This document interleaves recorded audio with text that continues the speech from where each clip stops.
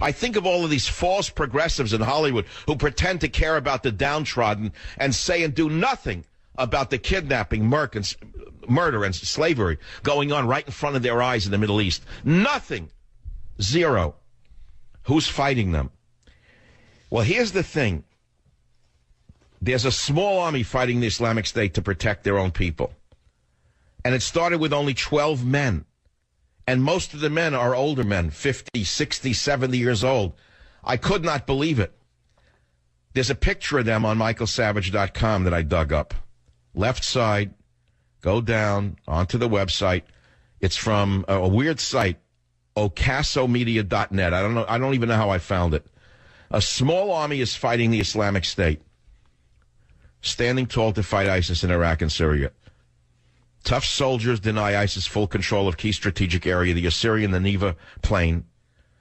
These forces defend Christians in Iraq and Syria, created when their wives sold their gold wedding rings and crosses to arm them. And if you look at the pictures of these men, they look like your father or your uncle. And these 12 men started the army. We have the leader of their army on the show today in about 1 hour. And we're going to raise a ton of money for these people. I'll tell you right now, I'm going to make a surprise donation on this show, and I'm going to ask you to make a donation to them. We've checked them out as good as we can. Truthfully, I hope that they're as real as they look. I hope the money goes for weapons, bullets, bombs, Kalashnikovs, RPGs. I hope it goes for everything they need to kill the subhumans that could have been wiped off the planet if we had a real American commander-in-chief. Standing tall to fight ISIS in Iraq and Syria. This is the Assyrian army. Now they went from 12 to 60. And thank God some of the warplanes that we have were, I don't know how, used to strike ISIS forces advancing on their last holdout. And then their 12-man team worked to extract the Syrian families from the battle zone. What I'm saying to you is this.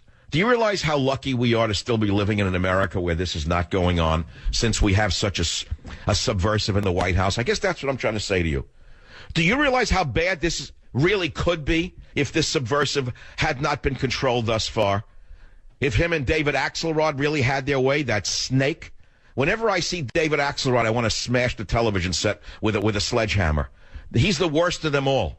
Now he's Mr. Make-Believe, Mr. Normal American, a lifetime red diaper doper baby rat who hates this country from the bottom of his toenails to the fungus-ridden nostrils.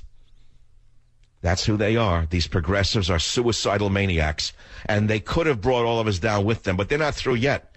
They have another big year left before this is all over. Now, you may say this is a little harsh for the Christmas week, and I suppose it is.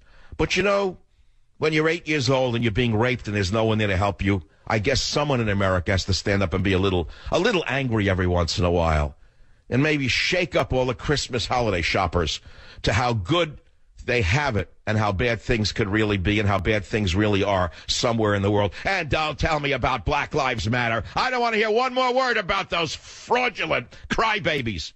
They never had it so good.